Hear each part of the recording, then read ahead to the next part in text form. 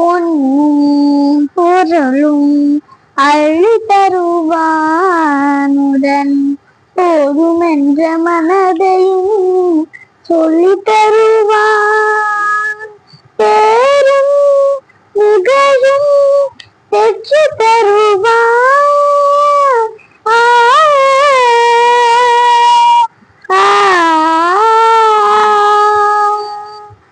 பேரும் புகழும் பெற்று தருவான். அதன் பின் போகாமல் வாழ்வதற்கும் கற்று தருவான். அதன் பின் போகாமல் வாழ்வதற்கும் கற்று தருவான்.